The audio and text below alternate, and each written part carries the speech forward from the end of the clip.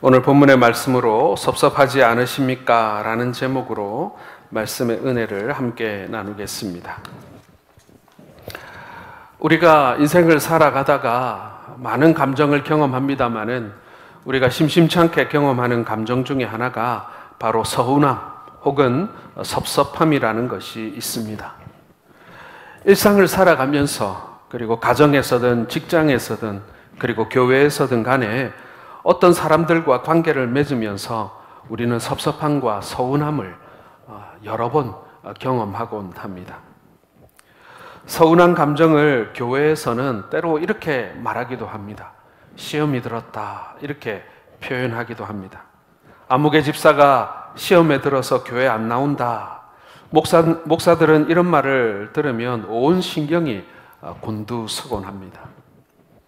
하나님의 은혜로 구원을 받아서 하나님의 자녀가 되었음에도 불구하고 여전히 사람들은 시험에 들곤 합니다. 예외가 없습니다. 시험에 들지 않는 사람이 없고 그런 시험을 경험하지 않는 사람들이 없습니다. 아무리 은혜를 받고 구원을 받고 복음을 받아도 그리고 예수를 오래 믿었어도 그 인간적인 깊은 내면에 있는 서운함과 그리고 섭섭함의 감정이 우리를 때때로 괴롭히기도 하고 낙심하게도 만들고 그리고 분노하게도 만드는 것이죠. 자, 그렇다면 왜 사람들은 이 서운한 감정과 섭섭한 감정에 직면하게 되는 것일까요? 여러 가지 이유가 있겠습니다만은 그 가운데 하나를 생각해 보자면 상대방이 내가 기대한 대로 행동하지 않거나 혹은 기대한 말을 하지 않거나 보상을 해주지 않았기 때문 아니겠습니까? 오늘 성경 본문은 우리가 잘 아는 이 탕자의 비유입니다. 자, 그렇다면 예수님은 왜 이 탕자의 비유를 우리에게 말씀해 주신 것일까요?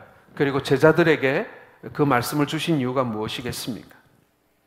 분명히 예수님은 이 탕자의 비유를 통해서 들려주고 싶은 말씀이 있었던 것입니다.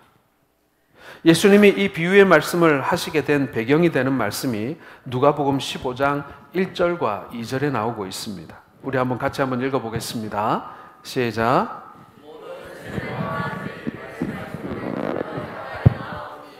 바리새인과 서기관들이 수군거려 이르되 이 사람이 죄인을 영접하고 음식을 같이 먹는다 하더라.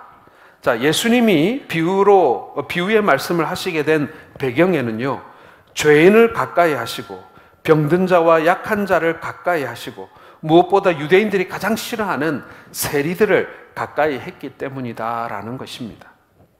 바리새인과 서기관들은요, 예수님께서 자신들의 기대한 대로 행동하지 않았기 때문에 지금 불평하고 원망하고 있는 것입니다. 사람들은 내가 가까이 하는 사람, 내가 좋아하는 사람, 그리고 내가 함께하는 사람들이 나처럼 생각하고 나처럼 말하고 나처럼 행동하기를 기대합니다. 그런데 그런 기대가 무너지게 되면 실망하고 서운하고 섭섭한 마음이 들게 되는 것입니다. 반대로 다른 사람이 나와 같은 생각을 하고 나와 같은 행동을 하고 나와 같은 말을 하게 될 때 동질감을 느끼고 신뢰를 가지게 되는 것이죠. 그런데 오늘 바리새인들과 서기관들이 볼 때 예수님은 그렇지 않았던 것입니다. 예수님이 하는 일이 마음에 들지 않았어요. 예수님이 바리새인들이 싫어하는 사람들과 가까이 지내기 시작합니다. 자신들이 기대했던 선지자의 모습, 예수님의 모습, 그리스도의 모습이 아니었다라는 것이죠.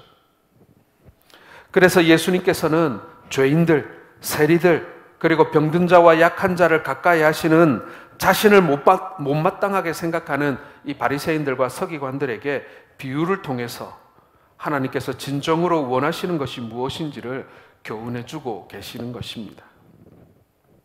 자, 그 가운데 이 탕자의 비유에서 큰아들은 아버지의 재산을 가지고 타국에 가서 다 날려먹고 거지가 되어 돌아온 동생에게 지나치게 잘해주는 것에 대하여 못마땅해 하고 있습니다.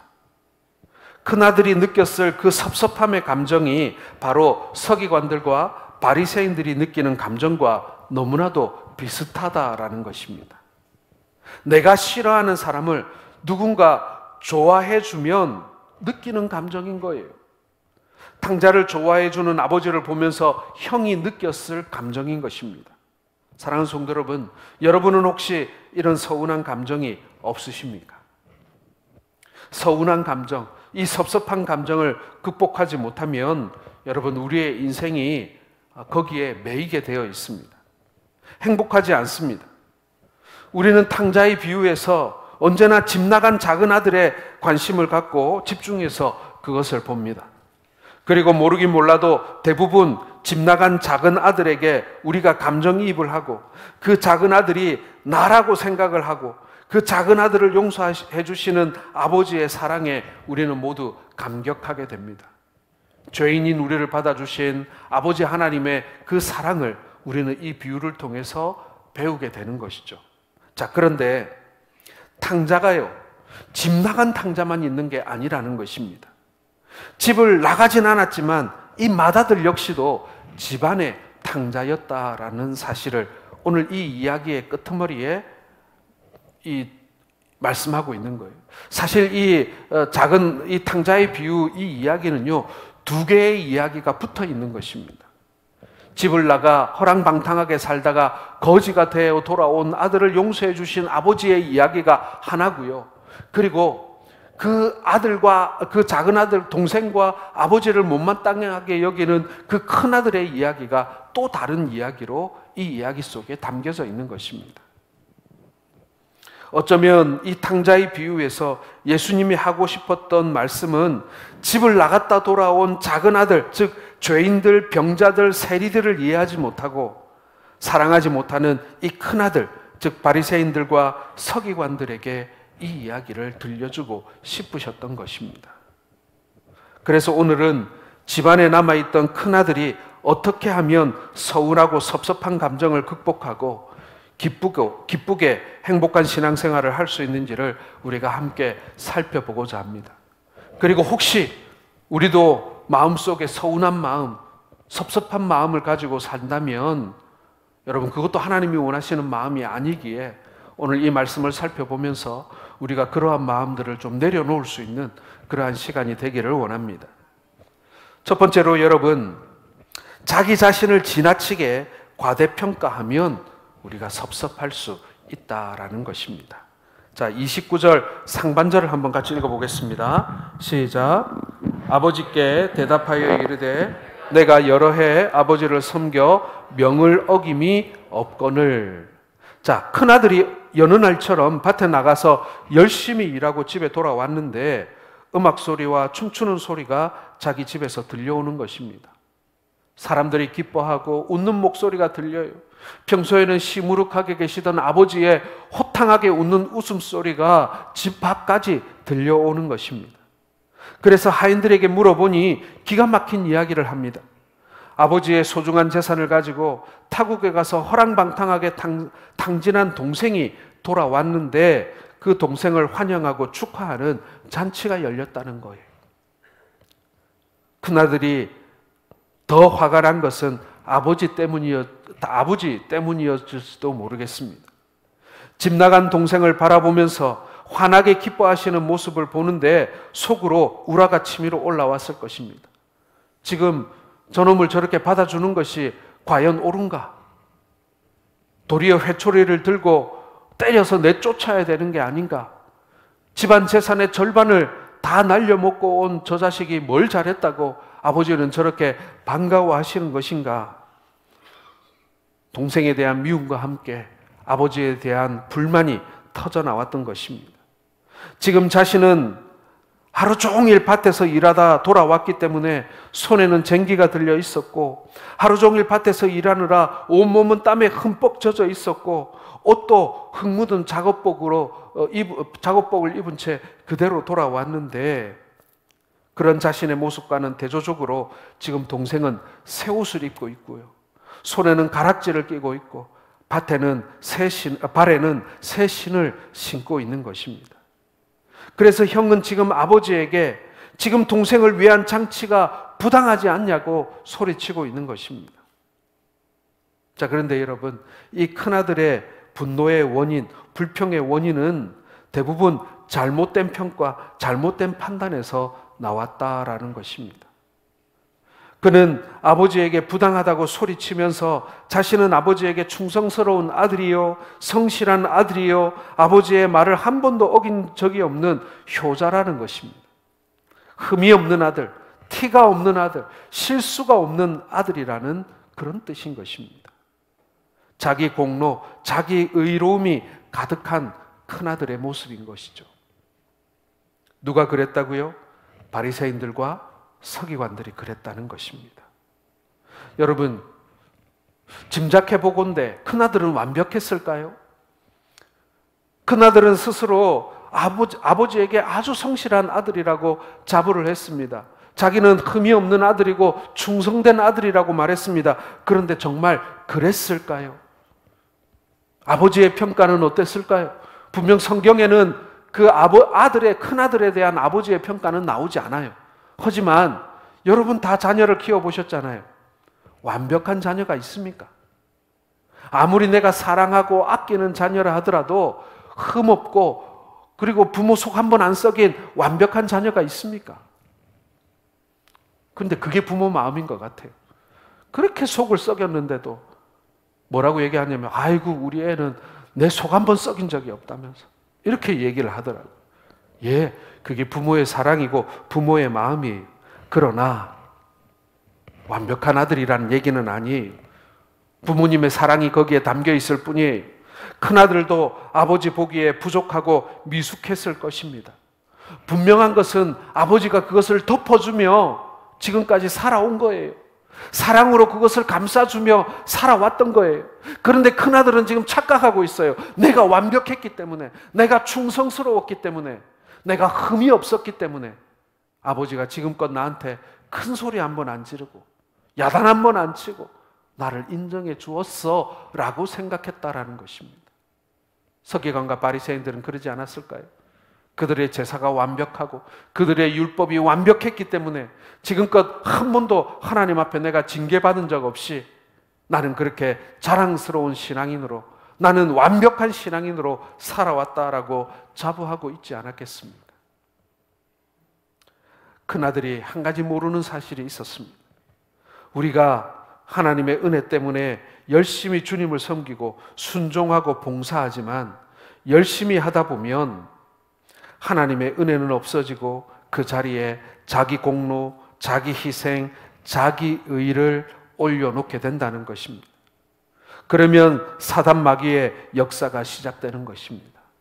우리의 그 마음을 이용해서 사람들을 판단하게 만드는 거예요. 다른 사람을 정죄하게 만드는 거예요. 다른 사람의 흠을 크게 만들어 버리는 것입니다. 나는 상대적으로 완벽한데 다른 사람의 흠은 키우고 나의 완벽함은 강조하게 되는 그런 모습인 것입니다. 여러분, 우리가 다른 사람보다 더 주님을 잘 섬기고 희생하고 순종하고 봉사한다 할지라도요, 주님의 은혜가 소멸되게 하지 않기를 소원합니다. 우리의 그 모든 행한 일들이 어디에서 출발했습니까? 하나님의 은혜에서부터 출발한 겁니다. 하나님의 사랑으로부터 출발한 것입니다. 하나님의 희생으로부터 출발한 것입니다.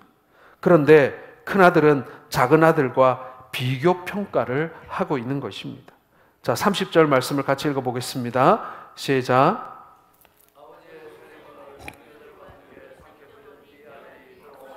이를 위하여 살진 송아지를 잡으셨나이다. 자, 큰아들이 보기에 작은아들은 아버지의 소중한 재산을 탕진한 나쁜 아들입니다. 자신은 아버지 밭에 나아가 땀 흘려 열심히 일하는데 창기들과 어울려 인생을 낭비한 죄인인 거예요, 동생은. 큰아들은 자신에 대해서 너무 관대하고 과분한 평가를 한 반면에 동생에 대해서는 긍정적인 평가나 좋은 평가는 하나도 없습니다. 그런데 우리가 인간적으로 평가해 볼 때 이 큰아들의 평가가 틀렸습니까? 틀리지 않았습니까? 저도 큰아들이라 그런지 저도 맞는 것 같아요. 저도 맞는 것 같아요. 인간적인 마음으로 말입니다. 그런데 문제는 무엇입니까? 거기에 불쌍히 여기는 마음이 없었다라는 것입니다. 평가는 맞아요. 그 평가를 누가 잘못됐다고 말하겠습니까? 하지만 그 가운데 하나님이 원하시는 긍휼이 없는 거예요. 사실 집 나간 동생이 살아와 돌아온 것이 어딥니까? 물론 재산은 다 잃어버렸지만 건강하게 돌아온 것이 얼마나 감사한 일입니까? 우리가 믿음 생활을 할 때 하나님의 마음, 하나님의 눈으로 보아야 나와 이웃을 바로 평가할 수 있는 것 아니겠습니까? 여러분, 우리가 왜 섭섭합니까? 왜 서운합니까? 자신에 대한 잘못된 평가 때문입니다. 내가 남과 비교해 볼 때 더 순종하고 더 봉사하고 더 열심히 했다라는 과대평가입니다. 우리가 왜 그런지 모르겠어요. 하나님 앞에 나아가면 아이고 저는 무익한 종입니다. 저는 부족한 것밖에 없는 사람입니다 라고 머리를 조아리면서 왜 사람들 앞에만 가면 내가 그래도 당신보다 낫지 라고 하는지 말입니다. 물론 그랬을지도 모릅니다. 그런데 자기 공로, 자기 의로움을 강조하다 보면 사단 마귀가 그 가운데 역사하는 거예요. 우리 속에 가라지를 뿌리는데 섭섭함, 서운함이 그 가라지가 되어 우리 안에 뿌리를 내리고 자라게 되는 것입니다. 섭섭마귀가 들어오면 행복한 신앙생활을 할 수가 없는 거예요. 왜 그렇습니까? 모든 신앙생활이 상대적인 것이 되거든요. 누구보다, 누구만큼, 누구 때문에 이렇게 되기 시작하면요, 그 신앙생활 정말 재미없어져요. 왜요? 절대 신앙이 없어지니까. 절대 감사, 절대 기쁨이 사라지고 절대 평안이 사라지고 이제 상대적인 기쁨, 상대적인 감사, 상대적인 평안함만 존재하거든요. 아무리 바람이 몰아치고 누가 뭐라 그래도 하나님이 주신 감사가 내 안에 있고, 그리고 하나님을 향해서 내가 얻은 기쁨이 있고 평안이 있어야 우리 신앙생활이 꾸준히 행복한데 말이죠. 어떤 사람 때문에 상대적인 감사가 깨지고, 상대적인 것이 무엇입니까? 항상 변하는 거예요. 상대적이라는 말은 항상 상황에 따라 바뀐다는 얘기예요. 누구와 비교하면 어떤 날은 나보다 이 못한 사람을 만나면 상대적으로 내가 비교해서 더 얻은 게 많아요. 그래, 내가 더 얻은 게 많지, 내가 더 많이 복받았지 라고 생각하면 행복한 거예요. 그런데 어느 날 나보다 더 잘 나가는 사람, 나보다 더 많이 가진 사람을 만나면 그것과 비교해서 내가 비참하고 불행한 거예요. 나는 왜 저만큼 못 받았지? 왜 나는 저만큼 복을 못 받았지? 이런 마음에 불만이 생기고 불평이 생기는 거예요.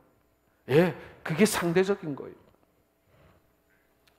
사랑하는 성도 여러분, 우리가 이러한 상대적인 감사, 상대적인 기쁨, 상대적인 신앙을 가지기 시작하면 우리는 행복할 수가 없는 것입니다. 여러분, 자신에 대한 평가를 제대로 합시다. 그리고 하나님께서 주시는 그 평가, 그것은 절대적인 거예요. 우리가 그 평가를 들어야 하는 것입니다. 누가복음 17장 10절에 사도들이 예수님에게 주님, 우리의 믿음을 좀 더하게 해주세요 하고 요청합니다. 이 말은 뭐냐면요, 주님, 우리 믿음을 좀 더 키워주세요. 우리가 좀 더 믿음을 이렇게 좀 더 성숙하게 하고 큰 믿음 가질 수 있는 방법을 가르쳐 주세요 하고 요청합니다. 그때 예수님이 무슨 말을 해주시는 줄 아세요? 무익한 종이라, 우리가 하여야 할 일을 한 것뿐이라 할지니라, 이렇게 말씀해 주고 있어요. 더 큰 믿음이 뭐냐? 더 수준 높은 믿음이 뭐냐? 더 성숙한 믿음이 뭐냐? 다른 게 아니라 무익한 종이라, 자기 자신을 무익한 종으로 여기는 그것이, 나는 마땅히 할 일을 했다라고 나 자신을 평가하는 것이, 그게 높은 수준의 신앙이다. 그게 진짜 큰 믿음이다. 이렇게 말씀하고 있는 것입니다. 믿음의 업그레이드, 그것은요, 자신을 낮추는 것이, 자신의 수고를 낮게 평가하는 거예요. 그리고 하나님의 평가만을 기대하고 바라보는 거예요. 절대적인 평가자이신 우리 주님의 얼굴만을 바라보는 거예요. 그래야 여러분, 우리가 행복할 수 있어요. 상대적인 믿음 정말 불행합니다. 오래 신앙생활을 하지만 늘 불평과 감사가 없는, 그래서 늘 화가 나 있는 그런 신앙이 될 수밖에 없는 거예요. 사랑하는 성도 여러분, 자기 자신을 과대평가하지 마십시오. 하나님의 평가를 들으시기를 바랍니다. 은혜 받은 자로서, 그리고 하나님의 그런 사랑을 입은 자로서 살아가시는 우리 모든 성도들 되시기를 주의 이름으로 축원합니다. 두 번째로, 여러분, 보상받을 기대가 무너지면 섭섭해집니다. 자, 29절 하반절을 같이 읽겠습니다. 시작. 내게는 염소 새끼라도 주어 나와 내 벗으로 즐기게 하신 일이 없더니. 자, 맏아들이 여러 해 아버지 곁에서 열심히 섬겼던 이유 중에 하나는요, 자신에게 돌아올 대가를 바라고 있었기 때문이었습니다. 맏아들이 섭섭했던 것은 아버지가 자신을 위해 한 번도 잔치를 벌린 적이 없었는데 집 나갔다가 돌아온 동생을 위해서 큰 잔치를 열었기 때문인 것입니다. 그러나 그것보다 더 맏아들이 섭섭했던 것은 자신에게 돌아와야 할 재산이 없어지고 있다고 생각했기 때문이었을 것입니다. 동생의 몫은 이미 다 나눠줬어요. 그리고 그것을 다 까먹고 돌아왔어요. 이제 집에 남은 재산은 다 큰아들 거란 말이에요. 내 거란 말이에요. 그런데 저 동생이 돌아와가지고 또 내 재산을 축내고 있는 거예요.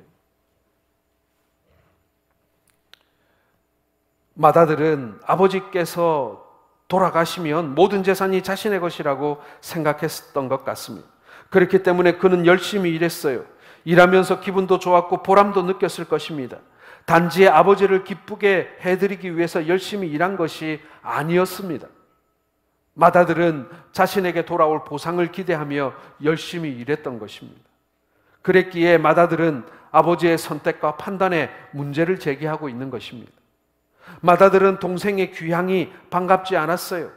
맏아들은 아버지가 살진 송아지를 잡아 잔치를 벌리는 것이 못마땅했습니다. 저 송아지도 내 건데, 저 동생에게 입힌 옷도 내 것인데, 저 좋은 신발과 손의 가락지도 그건 다 내 몫인데 라고 생각을 했던 것입니다. 그 모습을 지켜보면서 자신은 마땅한 대접을 받지 못했다라고 생각하고 있었습니다. 맏아들은 항상 아버지 곁에 있었고 열심히 일했지만 자신을 위해서는 염소 새끼라도 잡아주지 않았다라는 것입니다. 사랑하는 성도 여러분, 우리는 어떻습니까? 혹시 우리도 맏아들처럼 나에게 돌아올 어떤 보상이나 대가를 기대하며 우리 주님을 섬기고 있는 것은 아닙니까? 바리새인들과 서기관들처럼 자신들만이 하나님께 구원을 받거나 복을 받아야 된다고 생각하고 있는 것은 아닙니까? 우리가 하나님께 예배 드리는 이유가, 우리가 하나님을 위해 교회 봉사하고 헌금하는 이유가 어떤 복을 누리기 위한 그 대가를 바라는 것에서 우리가 출발하고 있지 않습니까? 가정이 잘 되고 자녀들이 출세하고 오래도록 행복하게 살기 위해서입니까? 우리가 주님을 섬기고 드리고 봉사하는 진정한 이유가 무엇입니까, 여러분? 그것은요, 우리에게 돌아올 어떤 대가나 보상을 바라는 것이 되어서는 안 된다라는 것입니다. 우리가 주님을 진정으로 섬기고 그 드리는 이유, 오늘도 우리가 함께 예배하고 우리가 하나님의 일을 감당하고자 하는 그 이유는요, 오로지 그분이 우리에게 베푸신 그 사랑 때문이어야 한다라는 것입니다. 이미 우리가 받았고 지금 우리가 누리고 있는 그 하나님의 은혜와 그 사랑에 대한 우리의 너무나도 자연스러운 반응으로서의 봉사이어야 하고 예배이어야 하고 섬김이어야 하는 줄로 믿습니다. 누가 시킨 것 아니고 내가 주판을 튕겨서 내가 더 받을 게 많아서가 아니라 내게 베푸신 그 은혜와 사랑이 너무나도 감사하고 소중해서 내가 주님을 섬기지 않고는, 내가 주님을 예배하지 않고는, 내가 내 이웃에게 내게 받은 그 사랑을 나누어 주지 않고는 내가 견딜 수 없어서 드리는 그 자연스럽고 당연한 그 반응, 그것이 여러분 오늘 우리의 섬김이 되어야 할 줄로 믿습니다. 나의 죄 때문에 십자가에서 고난당하시고 죽으신 그 주님의 사랑 때문에, 그 은혜 때문에 주님을 섬기는 것이지 우리에게 돌아올 어떠한 대가나 보상을 기대하는 것이 아닙니다. 그것은 아주 낮은 초보의 신앙입니다. 어린아이의 신앙입니다. 우리가 만일 어떤 대가나 보상을 기대하고 있다면 우리도 맏아들처럼 섭섭한 마음이 안 들 수가 없는 거예요.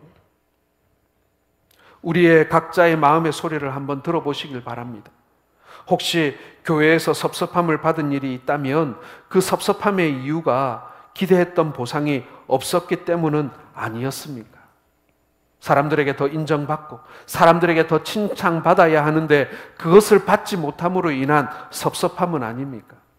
혹 직분이 나에게 주어져야 하는데 그것을 받지 못한, 내가 지금껏 섬긴 것에 대한 대가로서의 그것이 없다라는 것에 대한 섭섭함은 없습니까? 내가 교회에 이만큼 헌신했는데 목사님이 혹은 사람들이 몰라주기 때문은 아닙니까? 직분이라고 하는 대가, 여러분, 직분은 대가가 아니죠. 상급도 아닙니다. 직분은 책임과 십자가일 뿐이라는 것입니다. 우리가 그것을 잊어먹어서는 안 돼요. 우리가 그것을 까먹어서는 안 됩니다. 직분 받은 사람들도 마찬가지예요. 내가 무슨 트로피 받은 것처럼 교회에서 직분을 여겨서는 안 된다라는 것입니다. 사무엘상 6장에 하나님의 법궤를 실은 수레를 끌고 벳세메스로 가는 젖나는 두 마리의 암소 이야기가 나옵니다. 젖나는 암소에게 지금 해야 할 일은 송아지들에게 젖을 먹이는 일이었습니다. 그런데 이 암소들은 하나님의 영광의 법궤를 끌기 위해 동원되었습니다. 젖달라고 매매하고 울어대는 어린 송아지를 뒤로 하고 벳세메스로 가고 있습니다. 그리고 그 소임을 마치고 이 두 암소는 어떻게 되었습니까? 법궤를 싣고 온 수레를 장작으로 쌓아 올린 후에 하나님께 번제 제물로 사용되었습니다. 소의 입장에서 본다면 송아지에게 젖 먹이는 일도 뒤로 하고 하나님의 영광을 위해서 쓰임을 받았더라면 맛있는 꼴을 실컷 얻어먹고 송아지에게 돌아가는 것이 아니겠습니까? 그게 당연한 대가라고 생각할 수 있습니다. 그런데 그렇지 못했어요. 사랑하는 새끼에게 젖도 물려주지 못했고, 그리고 심지어는 목숨도 잃어 하나님께 번제의 제물로 드려지게 됩니다. 하나님의 영광을 위해 번제물로 바쳐지는 거예요. 그리고 두 암소는 묵묵히 순종할 수밖에 없었다라는 것입니다. 사랑하는 성도 여러분, 이것이 여러분 우리 믿는 자들의 숙명과 같은 것임을 여러분 기억하시기 바랍니다. 우리 믿는 자들은 하나님께서 그렇게 우리를 불러주신 거예요. 벳세메스로 수레를 끄는 그 암소와 같이 우리에게 주어진 사명을 우리는 감당하고 빚도 없이 보상도 없이 그렇게 하나님께 이 땅에서 쓰임바 되는 것이 우리의 신앙이고 우리의 모습이어야 한다라는 것입니다. 보상에 대한 기대가 있으면 서운한 마음이 당연히 듭니다. 섭섭하기가 쉽습니다. 보상에 대한 기대가 아닌 아버지의 사랑과 그 은혜에 감사함으로 섬기는 맏아들이 될 때 서운함의 감정도 섭섭함의 감정도 이겨낼 수 있는 줄로 믿습니다. 여러분, 감사가 떨어지기 시작하면 반대로 서운함은 더 커집니다. 감사가 작아지면 작아질수록 섭섭함은 더 커지는 것입니다. 항상 이 두 가지는 반비례합니다. 인생의 전반이 다 동일합니다. 여러분, 우리에게 감사가 커지면요, 서운함과 섭섭함이 자리할 곳이 없어요. 그러나 반대로 우리의 감사가 작아지고 왜소해지기 시작하면 우리의 마음을 채우는 것은 다른 것이 아니라 섭섭함과 그리고 서운함이라는 것입니다. 여러분, 우리의 마음을 감사함으로 채울 수 있기를 바랍니다. 우리의 마음속이 끊임없는 하나님을 향한 그 구원의 감사, 그리고 나를 향한 하나님의 그 성실에 대한 감사로 충만하길 바랍니다. 그래야 신앙생활이 행복해요. 그래야 교회 생활이 행복해요. 그렇지 못하면요, 그 교회 생활이, 신앙생활이 정말 막말로 지옥 같아 버릴 수도 있다라는 것입니다. 여러분, 감사로 여러분들의 마음을 가득 채우시기를 주님의 이름으로 축원합니다. 마지막 세 번째로, 여러분, 아버지의 뜻을 알지 못하면 섭섭할 수 있습니다. 자, 31절과 32절의 말씀을 같이 읽겠습니다. 시작.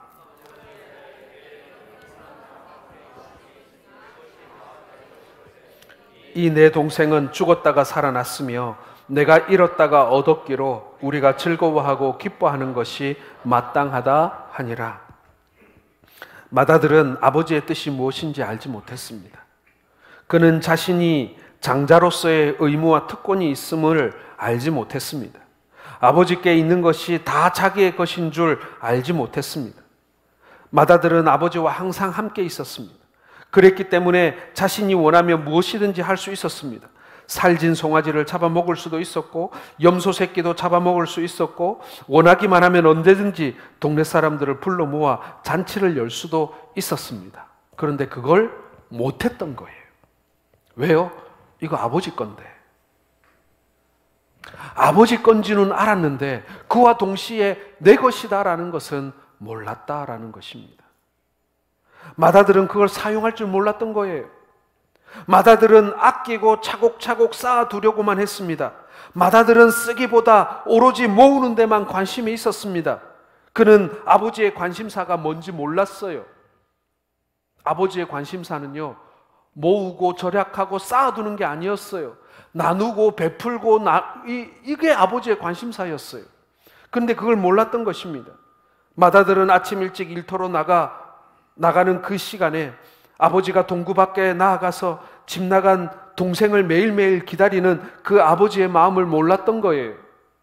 그렇기 때문에 집 나간 동생이 돌아왔는데도 반갑지가 않았던 것입니다. 오히려 아버지가 자신보다 동생을 더 아끼고 사랑한다는 마음 때문에 섭섭함이 몰려왔던 거예요. 아버지의 뜻을 조금이라도 알았다면 서운한 일도 섭섭한 일도 없었을 텐데 말입니다. 오늘 예수님께서 이 탕자의 비유를 하실 때 바리새인들과 서기관들을 염두에 두고 계셨습니다. 바리새인들과 서기관들이야말로 이 탕자의 비유에 등장하는 맏아들과 같았기 때문에 그래요. 그들은 예수님께서 그리스도로 세상에 오셔서 자신들보다 죄인들과 세리들과 병든 자들과 약한 자들에게 더 관심을 가지고 있는 것에 대하여 불만이었어요. 아버지 하나님의 마음을 알고 싶지 않았어요. 아니, 몰랐다라는 것입니다. 아버지의 뜻을 제대로 알지 못했던 거예요. 누가복음 19장에도 예수님께서 여리고를 방문하시고 그곳에서 일하는 세리 삭개오를 구원하시는 이야기가 나옵니다. 세리장이었던 삭개오를 구원하시면서 우리 주님께서 이렇게 말씀하셨어요. 누가복음 19장 10절을 같이 읽겠습니다. 시작. 인자가 온 것은 잃어버린 자를 찾아 구원하려 함이니라. 예, 이게 예수님께서 이 땅 가운데 오신 이유였어요. 죄인을 구하려고 오신 거예요. 죄인을 찾아오신 거예요. 그런데 정작 바리새인들과 서기관들은 죄인에게 관심이 없었습니다. 여러분, 우리는 어떻습니까? 예수님이 이 땅 가운데 오신 이유가 죄인을 구원하기 위함이었는데 정작 우리는 죄인에게 관심이 없다면 우리도 아버지의 마음을, 그리고 우리 주님의 마음을 모르는 것 아니겠습니까? 그들에게 찾아가 베풀고 그들을 섬기고 그들에게 나누어 주는 것이 예수님의 일이었는데 우리는 우리를 위하여 모으기만 하고 곳간에 쌓아두기만 하는 것이 우리의 관심이라면 우리는 예수님을 모르는 거예요. 하나님의 뜻, 주님의 뜻을 알았더라면 서운한 일도 섭섭한 일도 없었을 텐데 말입니다. 그런데 아버지의 뜻, 하나님의 뜻, 주님의 뜻을 제대로 모르기 때문에 섭섭하다, 서운하다, 그런 마음에 스며들어오는 것입니다. 사랑하는 성도 여러분, 신앙생활에 있어서 가장 중요한 것은 관계입니다. 하나님과의 관계, 그리고 다른 형제들과의 관계입니다. 그런데 관계에 있어서 서운한 마음, 섭섭한 마음이 바로 그 관계를 깨트려 버리는 것입니다. 하나님과의 관계도 깨트리고 형제들과의 관계도 깨트려 버립니다. 그러므로 여러분, 서운한 마음, 섭섭한 마음이 없을 수는 없겠습니다만은, 그러나 가능하면 그러한 마음들이 들어오지 않도록 내 마음을 지켜야 합니다. 그리고 내 마음이 그런 마음들로 가득 차지 않도록 감사로, 은혜로, 사랑으로 가득 채워져야 하는 것입니다. 혹 여러분 서운한 마음, 섭섭한 마음이 들더라도 말씀을 통해 풀어지는 그 은혜가 우리 마음속에 넘쳐나기를 주님의 이름으로 축원합니다. 여러분, 어떤 사람인들 그런 마음이 없겠습니까? 저도 하루에 몇 번이고 그런 마음이 들 때가 있습니다. 우리가 그 마음을 이길 수 있는 길, 그것은 우리 아버지의 마음을 이해하는 것입니다. 작은 아들을 그렇게 품에 안았던 그 아버지의 마음을 이해하는 것입니다. 저는 이 이야기의 끝이 작은 아들도 큰 아들도 결국 아버지의 마음을 이해했으리라고 생각을 합니다.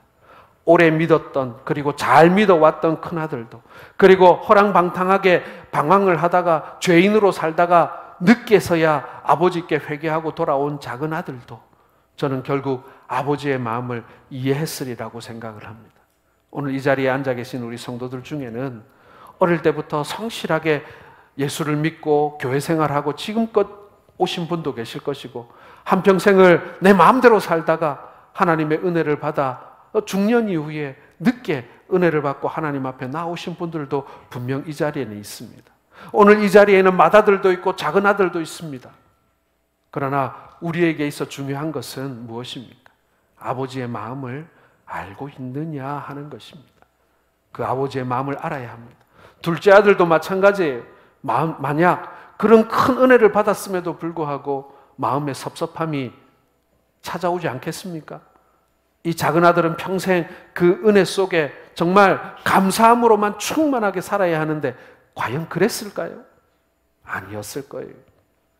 아버지에 대한 일말의 섭섭함, 그게 없었다면 아마 형에 대한 섭섭함이 마음속에 많았겠죠.